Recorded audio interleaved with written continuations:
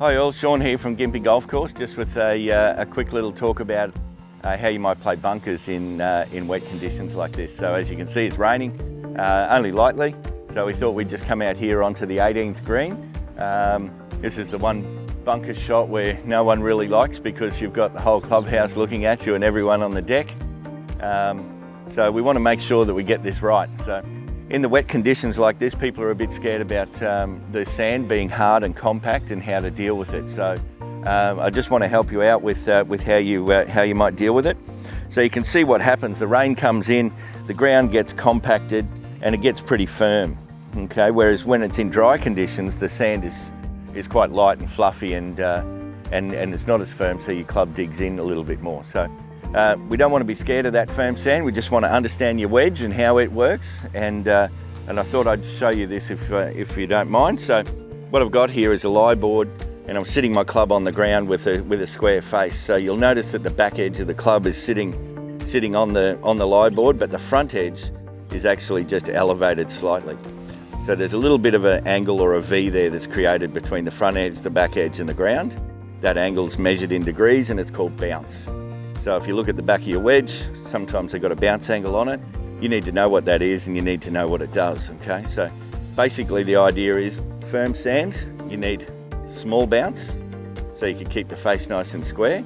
But if you have a look at what I do when I turn the face and open the face a little bit, you might notice that that angle becomes greater, so that the front edge is sitting really high off the ground now, and the back edge is really sitting on the ground, and that angle that we measured at say 8 degrees before is now almost double at 16 degrees.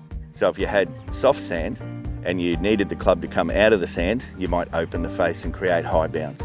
But we got firm sand today. The club won't dig into the sand, so you need a little bit of this lower bounce to help the club dig in. So square face in wet sand, and try and play the same shot. Hit about 10 centimeters behind the ball. Don't be scared to follow through. Do all the same stuff you normally would, just with a more square face and less bounce, and you should be okay.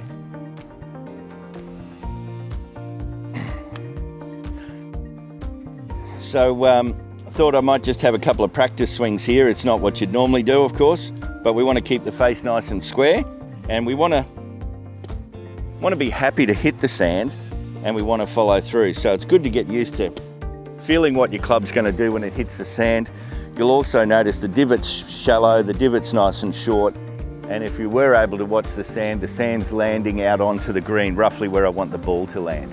Okay, so where that sand lands is also a nice indicator of how big your swing might be. Okay, so I'm just going to pop the ball down here. I'm going to keep the face nice and square, and I'm going to go through and play the same kind of shot again.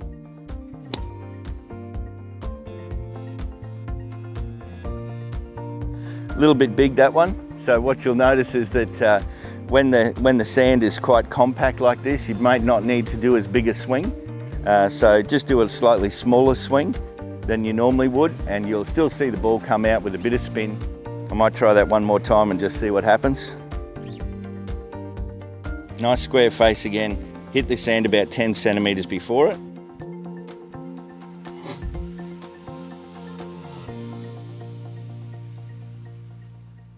There we go. We'll take that one. Good work. Hope that helps, and we'll see you next time.